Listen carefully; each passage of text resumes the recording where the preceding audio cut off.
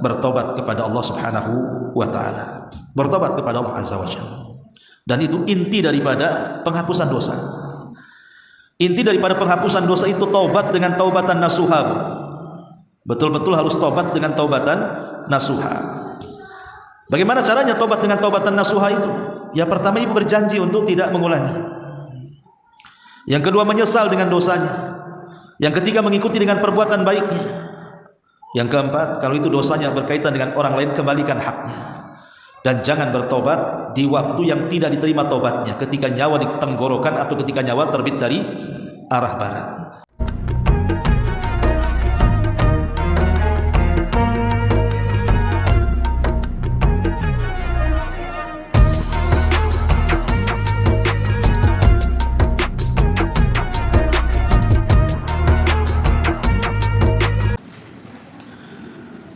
Ya, kita mulai.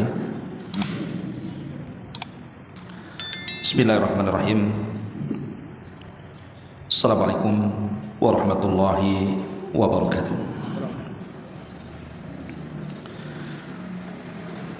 Alhamdulillah. Alhamdulillahilladzi arsala rasulahu bil huda wa dinil haqq liyudhhirahu 'ala ad-dini kullihi wa kafa billahi syahida wa kafa billahi wakila. Asyhadu an la ilaha illallah wahdahu rabbi la syarika lah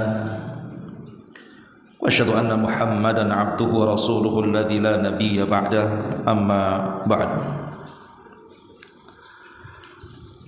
Ma'asyiral muslimat yang dimuliakan Allah Subhanahu wa taala, rahimakumullah. Alhamdulillah, di pagi menjelang siang ini kembali kita bisa duduk bertalabul ilmi di Masjid Nidaul Ilmi Kapling Beliung,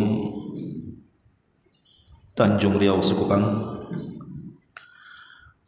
Salawat dan juga salam untuk keberkahan kita semua di kajian ini kita iringkan kepada Rasul kita Nabi besar Muhammad sallallahu alaihi wa alihi wasallam. Nabi sallallahu alaihi wasallam bersabda, "Idza marartum bi riyadil jannati farta'u." Kalau kalian lewat di salah satu taman daripada taman-taman sorga, singgah di situ. Sahabat bertanya kepada Nabi sallallahu alaihi wasallam, "Wa mariyadul jannah?" Rasul, apa yang Anda maksud dengan taman sorga itu? Maka Nabi sallallahu alaihi wasallam mengatakan, "Hilaqud dzikri." Orang yang berkumpul dalam rangka mengingat Allah Subhanahu wa taala atau yang bermajlis ilmu. Jadi kita berada di taman-taman sorga. Beruntunglah orang-orang yang duduk di taman-taman sorga. Karena orang kalau tidak pernah duduk di taman sorga dunia, maka dia tidak akan pernah duduk di taman sorga akhirat. Karena akan sulit seseorang melakukan perjalanan ke sorga itu tanpa ilmu. Makanya Nabi SAW mengatakan, "Man salaka tariqan yaltamisu fihi ilman, sahhalallahu bihi tariqan ilal jannah." Barang siapa yang berjalan dengan kakinya, dengan kendaraannya menuju majlis-majlis ilmu, maka Allah Subhanahu wa taala akan mudahkan jalannya menuju surga. Ma'asyiral muslimat yang dimuliakan Allah Subhanahu wa taala, kajian di pagi hari ini kita akan mengkaji tentang dampak sebuah maksiat dan amalan-amalan yang bisa menghapus dosa. Ma'asyiral muslimat yang dimuliakan Allah Subhanahu wa taala, di dalam sebuah hadis Nabi sallallahu alaihi wasallam bersabda, "Innallaha kataba ala ibni Adam hadduhu minaz zina. Adraka dzalika la mahalata." Sesungguhnya Allah telah menetapkan bagi anak Adam bagiannya dari perzinahan. Ia pasti akan menjumpainya dan tidak mungkin tidak, dia pasti melakukannya. Fazinatul aini an-nadhar wa zinatul lisani al-mantiq wan nafsu tamanna wa tashtahi wal farju yusaddiqu dzalika aw yukadzib. Maka zinahnya mata dengan cara memandang yang haram, zinahnya lisan dengan cara berbicara yang haram, zinahnya hati boleh jadi berharap dan berkeinginan sesuatu yang haram, sedangkan kemaluan yang akan membenarkan atau menolaknya. Dari hadis ini kita tahu bahwa manusia siapapun pasti akan terjerumus kepada dosa. Tidak saya, tidak ibu, tidak siapapun. Manusia itu pasti akan melakukan dosa sehari-harinya. Tidak lisannya ya matanya, tidak matanya ya telinganya, tidak telinga ya tangannya, tidak tangan ya kakinya, tidak kaki ya otaknya, tidak otak ya hatinya. Karena manusia itu diciptakan oleh Allah Subhanahu wa taala penuh dengan dosa. Makanya Nabi SAW juga mengatakan kullu bani Adam khatta'un, setiap anak Adam itu pasti masuk pada kubangan dosa. Walaupun kata Rasul wa khairul khatta'ina tawwabun, sebaik-baik orang yang masuk dalam kubangan dosa itu adalah orang-orang yang segera bertobat kepada Allah Subhanahu wa taala. Intinya bahwa manusia pasti terjerumus kepada perbuatan maksiat dan dosa. Lah dosa-dosa yang kita lakukan ini, Bu, itu memiliki pengaruh, baik pengaruh dunia atau pengaruh akhirat. Dan pengaruh-pengaruh dosa itu tidak ada yang baik, semuanya buruk. Tapi banyak manusia itu yang mereka melakukan dosa sembunyi, berusaha sembunyi dari manusia, tetapi mereka tidak bisa bersembunyi dari Allah Subhanahu wa taala. Allah katakan dalam surah An-Nisa ayat 108, yastakhfuna minan nas wa la yastakhfuna minallah wa huwa ma'hum idh yubayyituna ma la yarda minal qawli wa kana Allahu bima ya'maluna muhita. Mereka berusaha sembunyi dari manusia, tetapi mereka tidak bersembunyi dari Allah. Ada orang-orang yang ketika melakukan dosa itu dia malu kalau dosanya tampak di hadapan manusia, tapi kalau dia melakukan dosa tampak di hadapan Allah tidak peduli. Karena aneh, yang menciptakan kita Allah, yang memberikan rezeki kita Allah, yang memberikan segala-galanya Allah. Tapi ketika kita bermaksiat kepada Allah, kita tidak malu dengan Allah Subhanahu wa taala. Tapi kalau kita bermaksiat di hadapan manusia, yang manusia itu tidak ada kebaikan kepada kita, kita malu pula kepada dia. Maka di sini Allah Subhanahu wa taala mengatakan mereka bersembunyi dari manusia, tetapi mereka tidak bersembunyi dari Allah. Padahal Allah beserta mereka ketika pada satu malam mereka menetapkan keputusan rahasia yang tidak Allah redai, padahal Allah Maha meliputi ilmunya terhadap apa yang mereka kerjakan. Ma'asyiral muslimin wal muslimat rahimani wa rahimakumullah. Manusia ketika melakukan dosa itu terbagi dua. Manusia ketika melakukan dosa itu terbagi menjadi dua. Pertama, ada manusia itu yang sudah tidak memiliki rasa malu. Dia melakukan dosa secara terang-terangan. Dan ini disebutkan dalam hadis Abu Hurairah radhiyallahu anhu. Kata Nabi sallallahu alaihi wasallam, "Kullu ummati mu'afan illal mujahirin." Setiap umatku akan dimaafkan dosa-dosanya kecuali orang-orang yang terang-terangan melakukan dosa. Kemudian Nabi SAW mencontohkan di antara orang yang terang-terangan melakukan dosa itu salah satunya, wa inna minal mujaharati an ya'mala ar-rajulu bil laili amalan thumma yusbih wa qad satarahu Allahu alaihi. Dan bagian daripada orang yang melakukan dosa terang-terangan adalah ada orang yang mengamalkan sebuah amalan dosa di malam hari padahal Allah sudah tutup aibnya. Wa yaqul, dia pun mengatakan, ya fulan amiltul barihata kadza wa kadza wa qad bata yasturuhu rabbuhu wa yusbihu yakshifu sitrallahi alaihi. Tiba-tiba kemudian di siang harinya dia berjumpa dengan kawannya dan dia katakan, aku sudah berbuat maksiat semalam dengan maksiat ini dan itu, padahal Allah sudah tutupi aibnya, tapi dia singkap dengan sendirinya. Jadi kelompok yang pertama ini, Bu, adalah kelompok yang suka menceritakan dosanya sendiri dan dia tidak punya malu. Bu, kalau kita melakukan dosa kemudian Allah tutup dosa kita, jangan ceritakan kepada orang. Umpamanya ibu berkumpul 1, 2, 3 orang, kemudian ibu menggibah. Setelah ibu menggibah, ibu bubar, jumpalah dengan kawan yang tidak ikut gibah tadi. Cerita pula sama kawannya, aduh kamu coba kemarin kamu datang pada perkumpulan kita, oh seneng rame, sayang kamu tak datang. Semalam kami ngerumpi begini-begini, diceritakan pula maksiatnya. Lah ini orang yang seperti ini dianggap terang-terangan melakukan dosa. Kalau yang seperti ini saja, Nabi mengatakan kullu ummati mu'afan, setiap umatku dimaafkan dosa-dosanya, kecuali orang yang menceritakan dosanya sendiri kepada orang lain.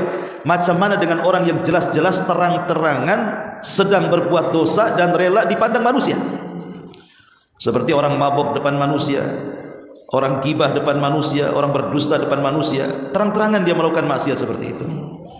Maka kelompok yang pertama ini akan sulit dimaafkan Allah Subhanahu wa taala.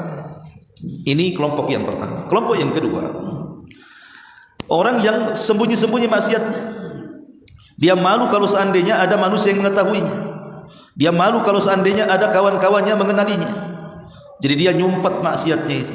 Kalau bisa tidak ada yang tahu kecuali dia saja dan Allah Subhanahu wa taala. Maka maksiat yang sembunyi-sembunyi pun bahaya, karena bisa menggugurkan banyak pahala. Dalam sebuah hadis yang dikeluarkan oleh Imam Ibnu Majah dalam sunannya, Nabi SAW menjelaskan bahwa nanti pada hari kiamat akan datang sekelompok manusia dengan membawa pahala yang sangat besar sebesar gunung Tihamah menghadap Allah. Tapi tiba-tiba oleh Allah dihancurkan pahala-pahalanya. Kemudian Allah memberikan alasan kenapa demikian, karena mereka adalah aqwamun idza khalau bimaharimillahi intahaquha, sebuah kaum yang mereka apabila bersendirian tidak ada yang lain kecuali dia, di hadapannya ada keharaman Allah, dia pun melakukannya. Dia robek keharaman-keharaman Allah itu.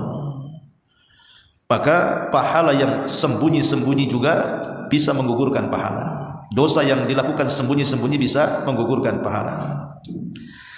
Ma'asyiral muslimat rahimakumullah. Lalu apa pengaruh dosa itu? Kenapa Al-Quran dan Sunnah Nabi SAW sangat melarang orang melakukan dosa dan kemaksiatan itu? Karena ada pengaruhnya. Jangankan lagi yang melakukan dosa itu orang biasa kayak kita, bu ya. Sekelas Nabi Adam alaihi salatu wassalam melakukan dosa, dia di surga. Dosa Nabi Adam tidak sebanyak dosa kita. Dosa Nabi Adam itu hanya memakan buah yang dilarang dimakan Allah, itu saja. Kata Allah Subhanahu wa taala, "Wala taqraba hadhihi syajarata fatakuna minadh dhalimin." Wahai Adam dan Hawa, jangan kau dekat-dekat pohon larangan ini. Nanti kalau engkau dekat dan kau makan, kau termasuk orang yang rugi.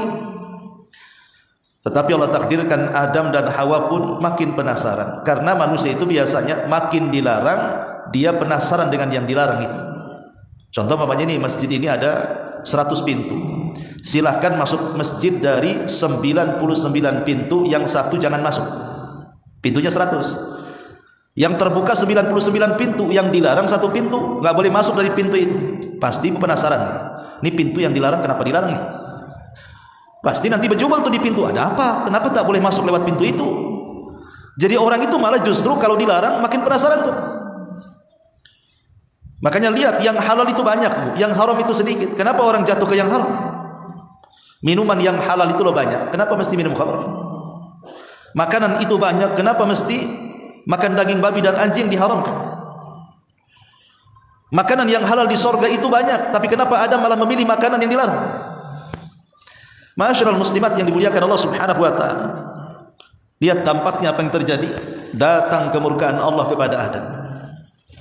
Sehingga Allah katakan kepada Adam alaihi salatu wassalam, ihbitu minha jami'a, keluar kalian semua dari sorga ini. Allah usir Adam dan juga Hawa beserta iblis yang pernah mengecap juga kenikmatan sorga. Allah usir semuanya, tiga-tiganya itu, keluar kalian semuanya. Akhirnya Allah turunkan 3 makhluk ini ke bumi. Kalau Adam alaihi salatu wassalam melakukan satu maksiat dikeluarkan dari sorga, kita pula yang banyak melakukan maksiat menghendaki masuk sorga, kan aneh namanya. Adam satu kali buat dosa dikeluarkan dari sorga, Kita entah berantah dosa yang kita lakukan, pengen pula dimasukkan ke dalam surga. Lihat pengaruh dosa itu menjadikan Adam dikeluarkan dari surga. Karena memang setiap maksiat itu ada pengaruhnya.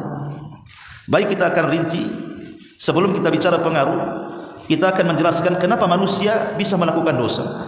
Kenapa saya, ibu atau siapapun bisa masuk ke dalam dosa. Satu, dhaful iman, karena lemahnya iman. Yang menjadikan orang maksiat itu karena lemahnya iman. Makanya iman menurut keyakinan ahli sunnah itu, al-imanu yazidu wa yanqus, yazidu bit ta'ati wa yanqusu bil maksiati. Iman itu menurut ahli sunnah bisa bertambah dan bisa berkurang, bertambah dengan ketaatan dan berkurang dengan kemaksiatan. Orang yang lemah imannya pasti terjerumus kepada maksiat. Tapi orang yang kuat imannya, insya Allah dia akan dijaga dari maksiat kepada Allah Subhanahu wa ta'ala. Yang kedua, al-jahlu billah, karena kejahilan. Makanya pentingnya thalabul ilmi itu supaya kita terbentengi dari maksiat. Karena orang yang berilmu itu, dia tahu ini maksiat, ini tidak, ini ibadah, ini tidak, ini ikhlas, ini tidak, ini yang utama, ini yang tidak, dan begitu seterusnya. Tapi orang yang jahil, dia tidak paham, ini tak boleh dilanggar dia, ini boleh tak dilakukan dia, ini dosa malah dilakukannya, ini pahala malah ditinggalkannya. Itulah orang jahil. Makanya kejahilan ini adalah sebab terbesar orang masuk ke kubangan dosa. Yang ketiga, dha'ful azimati ala rusdi, lemahnya keinginan untuk berubah. Berubahnya keinginan berubah itu hanya di otak saja. Saya ingin tobat, tapi tak tobat-tobat. Saya nyesal ini gara-gara berbuat dosa begini-begini, mau berhenti, tapi tak berhenti-berhenti karena kurang kuat keinginan berhentinya. Ada orang judi online, akhirnya kalah, bangkrut, stres dia, nyesel kenapa aku judi gitu. Tapi kalau ada duit lagi, judi lagi dia. Lah itu kurang kuat keinginan berubahnya, makanya terjerumus terus. Ini yang ketiga. Yang keempat, di antara sebab orang itu masuk ke dalam kubangan maksiat adalah kathratus syahwati wasyubhat, mudah mengikuti syahwat dan syubhat. Keinginan perutnya itu tidak bisa direm. Jadi keinginan syahwat kita tidak bisa dikendalikan, semua diperturutkan. Pengen ini, iya, pengen itu, pokoknya semua dituruti sama dia. Memperturutkan syahwat itu, itulah di antara sebab orang mudah melakukan kemaksiatan. Kemudian yang kelima, al-ghurur wal aman, tertipu oleh dunia dan tertipu oleh angan-angannya. Banyak orang yang tertipu dengan dunia, akhirnya dia bermaksiat kepada Allah Azza wa Jalla, seperti orang-orang yang judi itu. Dia pikir, saya mau pasang judi, nanti kalau dapat banyak saya tobat, bisa untuk modal kata. Sekali pasang dapat dia. Dia pikir, aduh, ini masang sedikit dapat banyak, masang lagi lah besok. Jadi tergiur dengan angan-angan tuh. Di pekerjaan juga sama. Akhirnya dengan tergiur dengan angan-angan, masuklah kepada bab rasuah, kepada bab korupsi, kepada bab maling, kepada bab nyolong, dan begitu seterusnya. Karena angan-angan dunia terlalu panjang. Nah ini juga penyebab orang masuk ke dalam kubangan dosa. Kemudian yang keenam, mukhalatatul fasiqin, bergaul dengan orang fasik, bergaul dengan orang jahat. Sebaik apapun manusia, kalau punya teman yang jelek, pasti dia akan terpengaruh dengan kejelekannya. Maka hindari teman-teman yang tidak baik itu, karena itu pula yang menjadikan manusia terpengaruh untuk melakukan perbuatan jahat. Kemudian yang ketujuh, al-ighrar bi afwillah, tertipu dengan maha pemaafnya Allah. Allah kan pemaaf, Allah kan penyayang, gak apa-apa, saya kan masih muda, nanti kalau usia 40 tahun saya akan tobat, Allah kan pemaaf. Ini bahaya, keyakinan seperti ini. Iya, kalau sampai 40, 50, 60 tahun dia masih hidup, kapan lu tobat? Nanti nunggu haji Pak Ustadz gitu. Udah haji tak tobat-tobat juga. Karena tergiur dengan Allah itu pemaaf. Betul, Allah itu pemaaf, Allah itu rahim, penyayang. Tetapi jangan pula kalimat-kalimat seperti ini mengulur-ngulur kita untuk bertobat kepada Allah. Akhirnya dia tenang dengan dosanya. Kemudian yang nomor 8, al-qunut min rahmatillah, orang yang menyebabkan terus melakukan dosa itu karena putus asa dari rahmat Allah Subhanahu wa ta'ala. Karena sudah banyak dosa yang dilakukannya, mau tobat setan datang. Ngapain kau tobat? Tobatmu tidak akan diterima. Akhirnya terus saja di dalam kubangan kemaksiatan karena merasa kunut, putus asa. Ataupun al-ihtijaj bil qadar, Berdalil dengan takdir pula. Saya pernah dialog dengan orang LGBT itu, orang Banci Kaleng. Jadi saya nasihati, kembalilah kepada kodratmu, kembalilah kepada laki-laki. Kok laki-laki ngapain jadi perempuan pula? Apa jawabannya? Ustaz, sudah takdir. Jawabannya, udah takdir Ustaz. Nanti kalau Allah robah takdirnya, saya pun balik lagi ke laki-laki. Kan enak kali dia ngomong gitu. Jadi ada orang itu yang dia tidak mau meninggalkan maksiat itu berhujah dengan takdir pula dia. Sudahlah jangan maksiat, udah takdir Ustaz, bang saya seperti ini. Ataupun yang kesembilan, tulul amali wa hubbud dunya. Hubbud dunya wa tulul amali. Terlampau cinta dengan dunia dan angan-angan yang melambung sampai ke langit. Akhirnya orang tidak mau melakukan bertobat dari dosa. Ketika orang kemudian terpikat dengan dunia, kemudian rakus dalam mengejarnya, biasanya orang ini tidak peduli halal haram. Persis seperti yang disabdakan Nabi SAW, sayati alaikum zaman, akan datang kepada kalian zamannya, kata Rasul, almar'u la yubali bima akhadal mal. Seseorang tidak akan peduli bagaimana cara mengambil harta, amin halalin am min haramin, apakah diambil dari cara halal atau haram, gak peduli di akhir zaman itu. Dan sekarang sudah terbukti sabda Rasul 14 abad yang silam bahwa nanti akan ada manusia yang tidak peduli cara mengambil harta. Kenapa? Karena terlampau cinta dunia dan angan-angan terlampau tinggi. Ataupun yang menyebabkan orang itu tidak mau meninggalkan dosanya, al-kibru, karena kesombongan. Sombong itulah yang mengantarkan dia tidak mau tobat. Ataupun as-suyu' al-fitan, banyaknya fitnah di mana-mana. Banyaknya fitnah di mana-mana. Mungkin orang itu hidup di lingkungan yang banyak maksiatnya. Tetangga sebelah tukang ngerumpi, tetangga sebelahnya lagi tukang adu domba, tetangga yang depannya pula lah itu pula ngomongnya enggak jelas, suka menghina. Tetangga belakangnya lebih parah lagi, gibahnya iya, dustanya iya, ngadu dombanya iya. Jadi dia dilingkari dengan orang-orang yang membawa fitnah. Makanya kalau memang lingkungan itu tidak baik, banyak fitnah, pindah dari situ, selamatkan agamanya. Ataupun karena meninggalkan al-amru bil ma'ruf wan nahyu 'anil munkar, karena dia tidak mau mengajak manusia kepada kebaikan dan mencegah kemungkaran, sehingga maksiat itu tetap saja kemudian dilakukannya. Inilah diantara sebab kenapa orang susah meninggalkan maksiat. Adapun pengaruh maksiat, yang pertama, hirmanul ilmi. Orang kalau maksiat itu, maka ilmu akan diharamkan kepadanya. Ketika Imam Malik rahimahullahu taala memandang muridnya Imam Syafi'i. Imam Syafi'i itu kan muridnya Imam Malik. Jadi Imam Malik satu hari berkumpul dengan Imam Syafi'i yang ketika itu masih kecil, tapi sudah cerdas, ya. Jadi ketika Imam Malik melihat wajah Imam Syafi'i, maka Imam Malik itu kan kuat firasatnya. Dia dianugerahi oleh Allah kuat firasatnya. Dia tahu bahwa orang ini, maksudnya Imam Syafi'i ini, bukan orang biasa. Nanti dia akan tumbuh dewasa dan akan menjadi ulama besar. Maka Imam Malik mengatakan kepada Imam Syafi'i, inni ara anna Allah qad alqa ala qalbika nuran. Wahai Syafi'i, kata Imam Malik, aku lihat Allah menganugerahkan ke dalam hatimu cahaya. Fala tudfiqu bidzulmatil maksiati. Jangan kau padamkan cahaya dalam hatimu itu dengan kegelapan maksiat. Imam Syafi'i tahu, Imam Malik tahu Imam Syafi'i ini cerdas. Ya, dan Imam Malik punya firasat bahwa Imam Syafi'i ini akan menjadi ulama besar. Makanya Imam Malik menasihati dari kecil kepada Imam Syafi'i, aku lihat dalam hatimu penuh cahaya wahai Syafi'i. Tolong jangan kau padamkan cahaya itu dengan maksiat. Kenapa kemudian Imam Malik mengatakan seperti itu? Karena ilmu itu adalah cahaya, dan cahaya Allah itu tidak dimasuki oleh orang-orang yang melakukan kemaksiatan kepadanya. Dari situ Imam Syafi'i menceritakan tentang kisahnya ketika belajar kepada Imam Waqi'. Apa kata Imam Syafi'i? Syakautu ila Waqi' su'a hifdin fa arsyadani bi an tarkil ma'asi wa'lam bi annal ilma nurun wa nurullah la yuhda lil 'asi. Kata Imam Syafi'i, aku pernah mengadu kepada Imam Waqi', guruku, tentang buruknya hafalan. Maka Imam Waqi' memberikan nasihat kepadaku agar aku meninggalkan kemaksiatan kepada Allah. Ketahuilah wahai Syafi'i, ilmu itu cahaya, dan cahaya Allah tidak dimasuki oleh orang-orang yang bermaksiat kepadanya. Ketika Imam Waqi' menasihati Imam Syafi'i, Imam Syafi'i terpikir, maksiat apa yang saya lakukan? Perasaan saya tidak pernah maksiat. Kenapa hafalanku rontok? Kenapa hafalanku hilang? Kenapa ilmuku hilang? Barulah sadar Imam Syafi'i, oh jangan-jangan gara-gara aku selalu berjalan dari rumah menuju rumahnya Imam Waqi itu melewati depan pasar.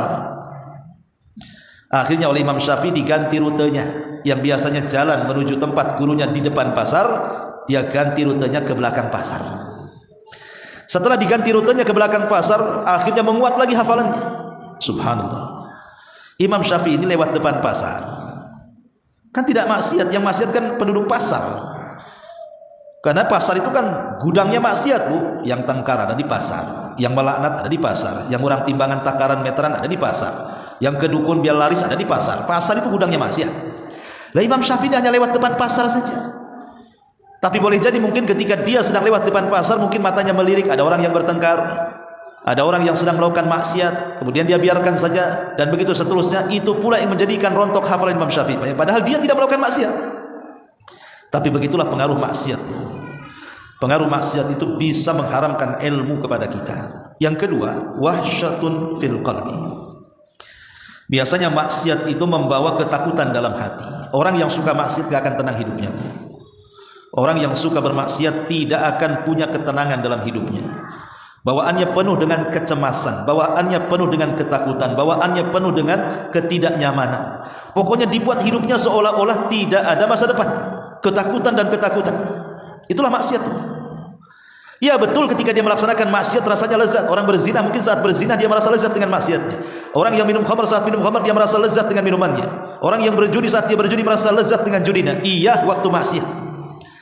Tapi setelah maksiat itu Anda tinggalkan, maka disitulah akan nampak pengaruhnya, di mana Allah akan tanamkan hati perasaan ketakutan yang luar biasa dalam hatinya, ketidaktenangan, ketidaknyamanan. Hidupnya itu enggak ada lagi masa depan. Yang adanya stres dan begitu seterusnya. Entah dari mana stresnya atau ada saja. Ini yang kedua. Yang ketiga, qillatut taufiqi wa ta'sirul umuri. Maksiat ini akan menjauhkan kita dari taufik Allah, hidayah, dan akan mempersulit segala urusan. Jadi pengaruh yang ketiga, maksiat ini akan menjauhkan kita dari taufik, hidayah yang Allah anugerahkan kepada kita. Jadi Allah akan menjauh dari kita. Tapi sebaliknya orang-orang yang mereka meninggalkan kemaksiatan dan menyibukkan dengan ketaatan, maka Allah akan mendekat kepada kita, boleh jadi akan berikan taufiknya kepada kita. Jadi orang yang suka melakukan kemaksiatan, hidayah taufik bukan hanya tidak akan sampai, boleh jadi yang sudah diterimanya akan dicabut lagi oleh Allah Subhanahu wa taala dan dipersulit perkaranya. Kemudian yang keempat, wahanul badan. Orang yang suka bermaksiat itu menjadikan badannya lemah. Menjadikan badannya lemah. Tidak punya semangat hidup. Makanya lihat hadis Nabi SAW itu, kita ini kalau malam hari biasanya didatangi setan, Bu. Saya, ibu, siapapun, kalau malam-malam itu pasti setan datang ke kita saat hendak tidur. Kemudian setelah ibu terlelap tidur, maka setan mulai mengambil talinya, kemudian mengikat tengkuk kita dengan 3 ikatan. Setiap kita diikat, setiap tidur malam itu pasti setan datang mengikat tengkuk kita. Kemudian setiap ikatan setan akan mengatakan di telinga kita, nim naumatan tawilah, tidur, malam masih panjang loh, padahal udah subuh tuh. Ya.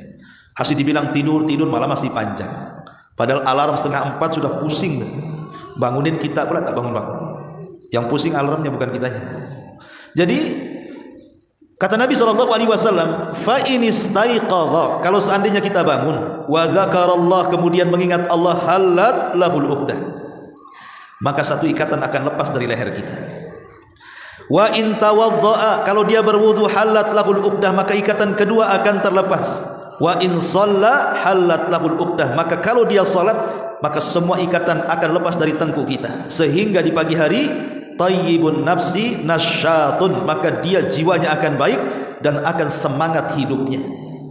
Tuh lihat, ini pengaruh ketaatan. Tapi sebaliknya, mafhum mukhalafahnya kan, pemahaman kebalikannya. Berarti kalau tidak bangun, dia tidak berzikir, dia tidak wudu, dia tidak salat subuh, berarti ikatannya belum lepas dari lehernya. Kata Rasul, asbaha khabithan nafsi kaslan, maka dia jiwanya akan buruk dan dia menjadi orang pemalas.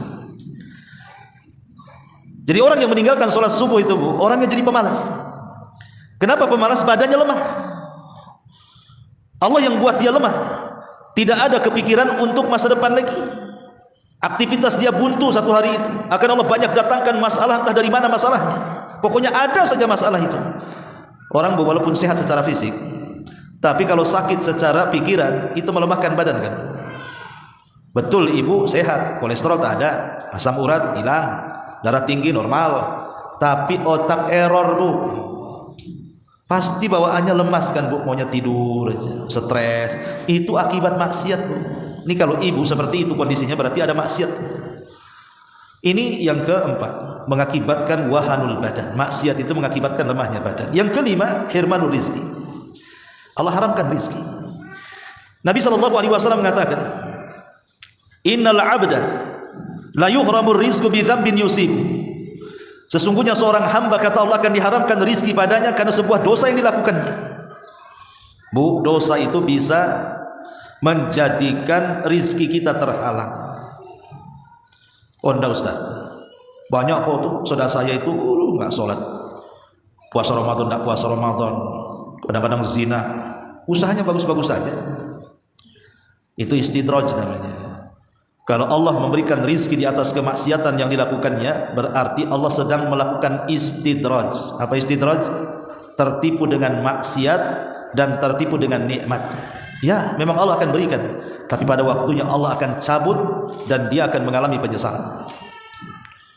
Tapi umumnya kenapa rizki dia seret, kenapa rizki dia banyak masalah, itu karena dosa yang dilakukannya. Banyak yang sudah bercerita kepada saya, banyaklah, bukan satu dua, ada banyak. Ada yang rumahnya akhirnya dijual, ada yang kendaraannya akhirnya dijual, tanahnya dijual, akhirnya hidup belangsak. Rupanya apa? Karena terlilit uang riba. Terlilit uang riba.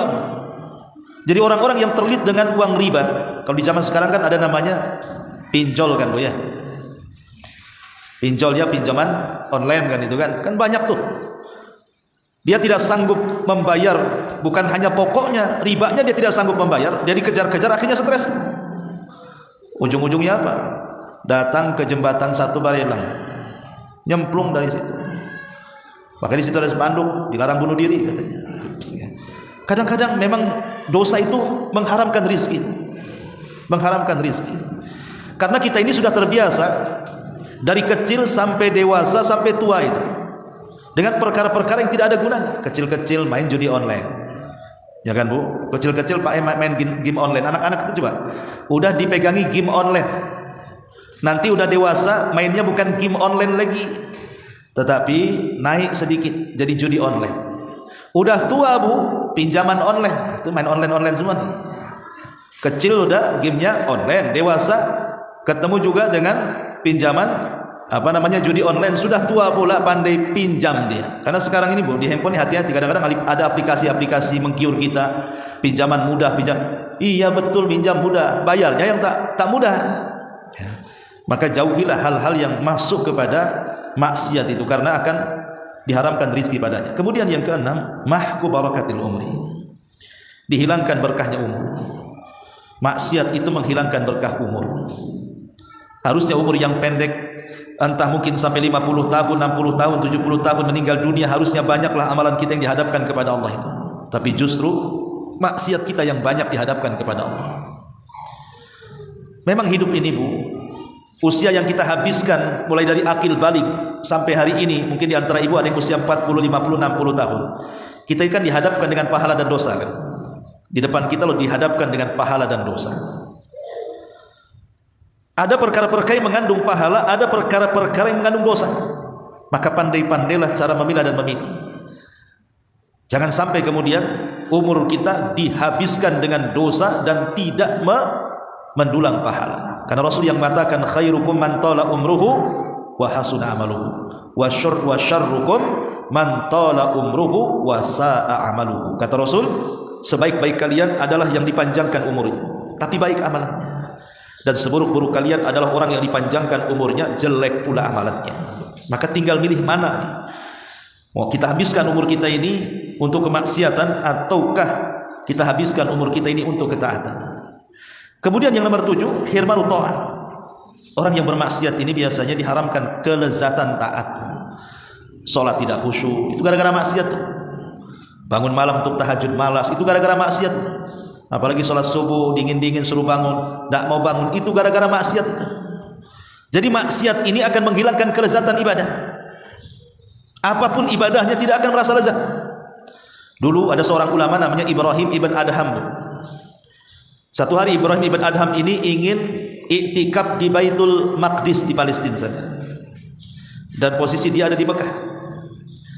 Sebelum dia berangkat dari Mekah ke Baitul Maqdis, dia ingin bawa bekal untuk perjalanannya. Dibelinya kurma 1 gantang. Ketika dia membeli kurma, di penjual kurma adalah 1 kurma yang berada di bawah gantang dia. Disangkanya kurma yang jatuh dari gantang yang sudah dibelinya. Dia ambil, dia makan. Kemudian setelah itu dia safar ke Palestina, ke Baitul Maqdis, kemudian iktikaf di situ selama beberapa hari.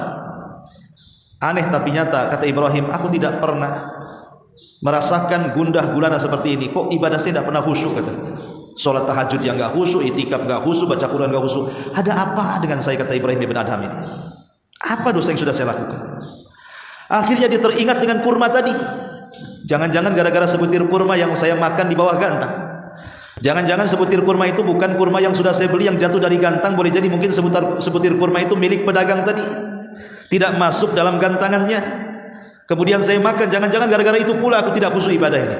Akhirnya dia pulang kembali dari Baitul Maqdis ke Mekah. Coba Bu, itu perjalanan 40 hari loh ya, naik unta. Sampai di Mekah dia cari tuh penjualnya, ingin minta keikhlasan dan maafnya. Setelah ketemu kaget karena yang jual sekarang beda dengan yang jual kemarin. Yang jual kemarin orang tua, yang jual sekarang anak muda.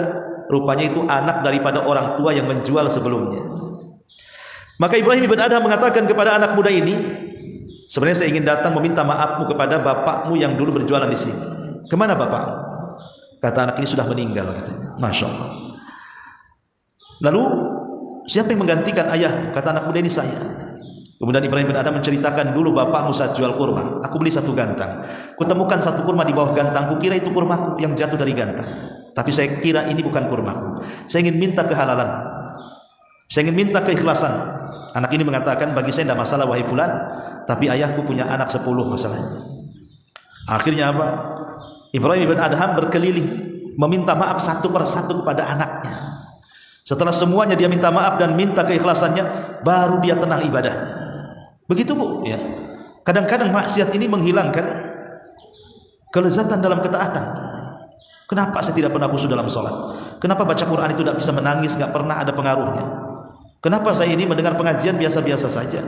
Pokoknya nggak ada pengaruh apapun. Maka sekali lagi, kalau hati kita tidak berpengaruh dengan ketaatan, ketahuilah berarti ada maksiat yang kita lakukan di situ. Ini yang ke-7. Yang ke-8, libasul dzul. Pengaruh maksiat itu akan dipakaikan kehinaan. Kata Nabi SAW, kata Hasan Al-Basri rahimahullahu ta'ala, aballah illa an yudhilla man asa. Allah enggan kecuali Allah hendak menghinakan orang-orang yang bermaksiat kepadanya.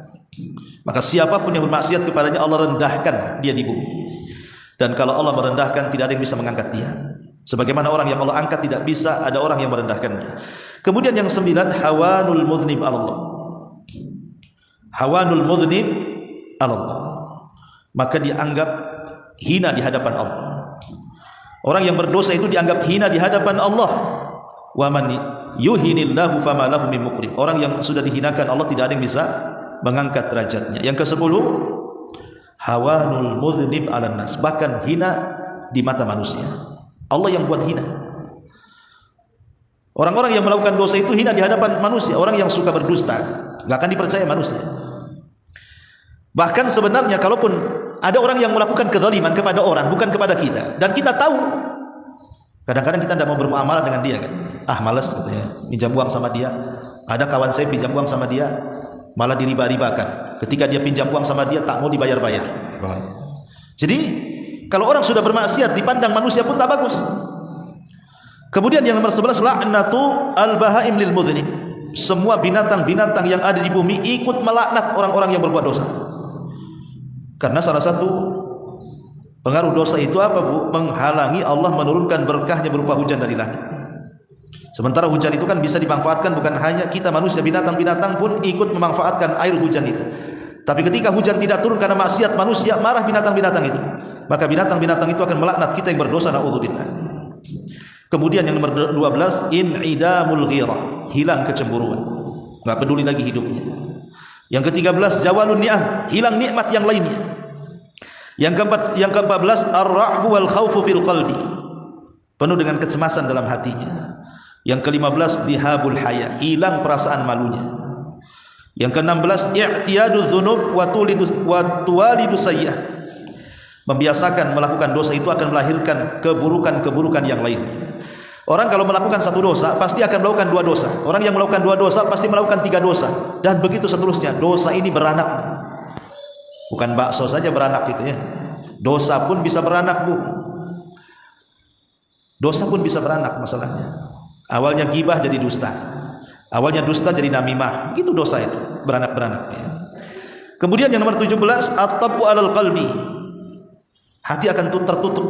Karena satu dosa itu kan satu titik hitam dalam hati. Dua dosa dua titik hitam dalam hati. Kalau hati tertutup titik hitam sehingga tidak ada celah lagi, maka susah untuk mendapatkan nasihat dan hidayah. Kemudian yang nomor 18, asirus syaitan. Orang yang berbuat dosa itu menjadi tawanan setan. Kita tertawan oleh setan. Setan berhasil mengajak kita untuk masuk menjadi penghuni neraka. Dan yang terakhir, ini yang paling bahaya, nuzulun niqam. Dosa itu menjadikan turunnya iqab dan hukuman Allah kepada kita. Tidaklah gunung meletus, kebanjiran, angin puting beliung, longsor, atau apa namanya dari musibah-musibah itu. Di balik musibah-musibah yang terjadi itu, penyebab terbesar atau penyumbang terbesarnya adalah kemaksiatan kepada Allah Subhanahu wa taala. Kemudian pembahasan terakhir, lalu amalan apa saja yang bisa menggugurkan dosa itu?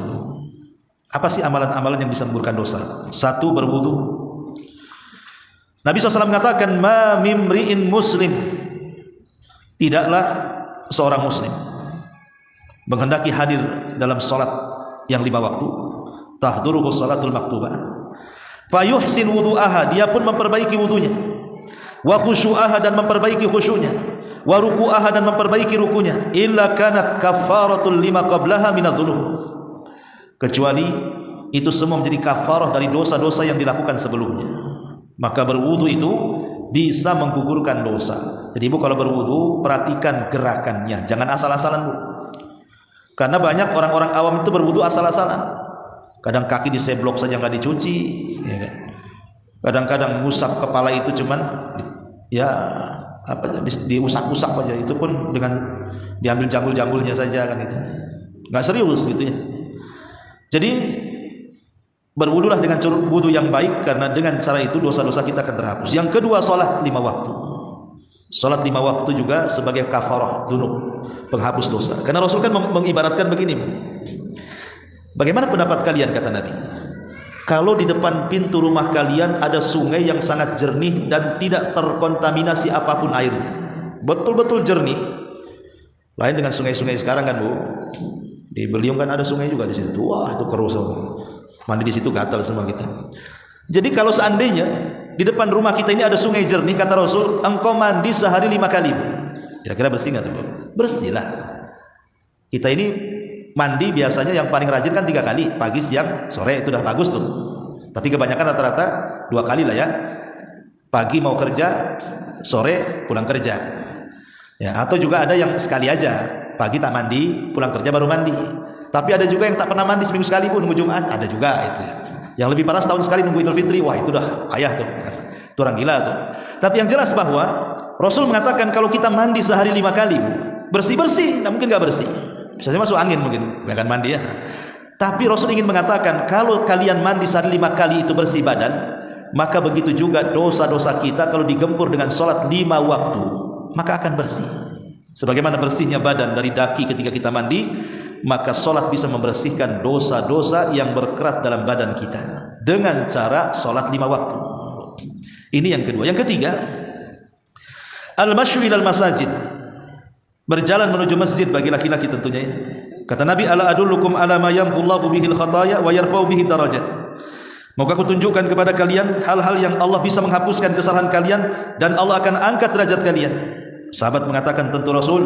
Maka Rasul mengatakan isbagul wudu alal makari wa kathratul khuta ilal masajid wa intidharus shalah ba'da shalah fadzalikumur ribat. Caranya perbaiki wudu walaupun engkau sedang malas untuk berwudu. Yang kedua, perbanyak langkah ke masjid. Kemudian yang kelima, al-muhafadzatu ala salatil Jum'ah, menjaga salat Jumat bagi laki-laki tentunya. Kemudian yang keenam, yang bisa menggugurkan dosa adalah as-sabr indal marid, sabar ketika ditimpa sakit. Karena ada orang-orang yang ketika sakit tuh susah bersabar. Kita ini pandai kalau kita mamanya sedang berziarah kan, Bu. Mungkin ada saudara kita sedang sakit, pandainya lah kita nasihati saudara kita itu, yang sabar ya, yang sabar. Itu karena dia yang menziarahi. Coba posisinya dia yang sakit. Kadang-kadang dia tidak lebih sabar daripada orang yang ketika kita ziarahi dia sabar pula. Kita katakan sabar, saya sabar. Ketika dia yang sakit, semua lisannya keluar. Nah ini kalau dia bisa sabar ketika menghadapi sakit, maka sabar itu bisa menggugurkan dosa. Kemudian yang ketujuh, siyamun nahari Ramadan, berpuasa di bulan Ramadan. Dan lagi 1 bulan lagi lah kita akan datang bulan Ramadan, karena puasa Ramadan bisa menggugurkan dosa. Kemudian juga yang nomor 7, berpuasa hari Asyura, berpuasa hari Arafah, itu juga bisa menggugurkan dosa. Kemudian yang nomor 8, haji dan umrah. Kalau memang Allah berikan rizki kepada kita bisa haji berangkat. Kalau Allah berikan rizki bisa umrah berangkat, karena haji dan umrah itu bisa menggugurkan dosa. Adapun haji, Rasul mengatakan pulang seperti anak yang baru dilahirkan. Adapun umrah, Rasul mengatakan al umratu ila umrati kafaratun lima bainahuma. Kalau ibu umrah 2 kali, umrah tahun kemarin dan tahun sekarang, maka antara umrah dengan umrah itu sebagai penggugur dosa.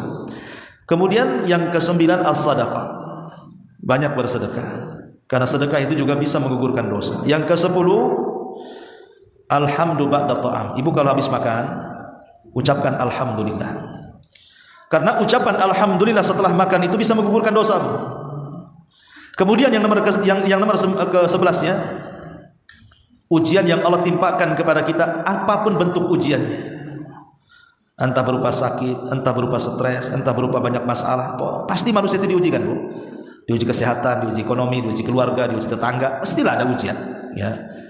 Kalau kita ketika menghadapi ujian itu tidak tasakhut lisan kita, tidak menolak takdir Allah Azza wa Jalla dan berjalan dengan takdir Allah Azza wa Jalla, maka ujian tersebut bisa menggugurkan dosa selama kita mau sabar dan tidak tasakhut. Kemudian yang ke-12, perbanyak istighfar. Perbanyak istighfar. Karena Allah yang mengatakan wa man ya'mal su'an aw yadlim nafsah thumma yastaghfirillaha yajidillah ghafurur rahim. Siapa yang melakukan amal keburukan atau mendolimi dirinya kemudian dia istighfar kepada Allah, maka dia akan mendapati Allah Maha Pengampun lagi Maha Penyayang. Perbanyak istighfar. Yang ke-13, at-tasamuh wal afu, mudah memaafkan dan lapang dada. Meminta maaf itu berat, tapi memaafkan kan lebih berat lagi, Bu. Ketika kita mampu memaafkan orang yang berbuat salah kepada kita, maka memaafkan itu bisa menggugurkan dosa. Makanya dahulu ada seorang sahabat, lupa saya namanya. Dia melihat kawan-kawannya datang menghadap Rasul dengan membawa harta-harta yang ada di tangan-tangan mereka. Ada yang membawa emas, membawa perak, membawa apalah dari harta disedekahkan. Sementara satu sahabat ini gak ada benda yang ingin disedekahkan kepada Nabi. Akhirnya di malam hari, sebelum dia tidur, dia mengatakan, karena aku tidak bisa bersedekah kepada Rasulullah SAW sebagaimana sahabat-sahabat yang lainnya, maka aku akan sedekah kepada siapapun yang pernah menyakitiku, aku maafkan sebelum tidur. Jadi sedekahnya memaafkan orang sebelum tidur. Kemudian Nabi SAW tiba-tiba datang wahyu memberitahu, siapa yang bersedekah tadi malam? Maka sahabat ini mengatakan, saya wahai Rasul. Teruskan, kata Rasul. Rasul menganggap itu bagian daripada sedekah. Jadi sedekah itu tidak mesti berupa harta. Bisa saja sedekah itu berupa memaafkan kesalahan orang, dan itu bisa menggugurkan dosa. Yang ke-14, tafriju qurbati an mu'minin, bantu kesulitan orang-orang yang beriman. Yang 15, as-sabru ala syada'id. As-sabru ala syada'id, sabar ketika diberikan kesempitan berupa kematian orang-orang yang dicintai, seperti kematian anaknya, si mata wayang meninggal dunia, kemudian dia sabar, maka itu diantara sebab diampuni dosa. Kemudian diantara juga yang ke-16 adalah kafalatul yatim, menanggung anak yatim. Dan yang terakhir 17, bertobat kepada Allah Subhanahu wa taala. Bertobat kepada Allah Azza wa Jalla. Dan itu inti daripada penghapusan dosa. Inti daripada penghapusan dosa itu taubat dengan taubatan nasuha. Betul-betul harus taubat dengan taubatan nasuha. Bagaimana caranya taubat dengan taubatan nasuha itu? Ya, pertama ibu berjanji untuk tidak mengulangi. Yang kedua menyesal dengan dosanya. Yang ketiga mengikuti dengan perbuatan baiknya. Yang keempat, kalau itu dosanya berkaitan dengan orang lain, kembalikan haknya. Dan jangan bertobat di waktu yang tidak diterima tobatnya, ketika nyawa di tenggorokan atau ketika nyawa terbit dari arah barat. Inilah diantara amalan-amalan yang bisa menghapuskan dosa-dosa. Wallahu a'lam bishawab. Mudah-mudahan ada manfaatnya. Tutup dengan doa kafaratul majlis. Subhanakallahumma bihamdika asyhadu an la ilaha illa anta astaghfiruka wa atubu ilaik. Allahu ta'ala alam. Assalamualaikum warahmatullahi wabarakatuh.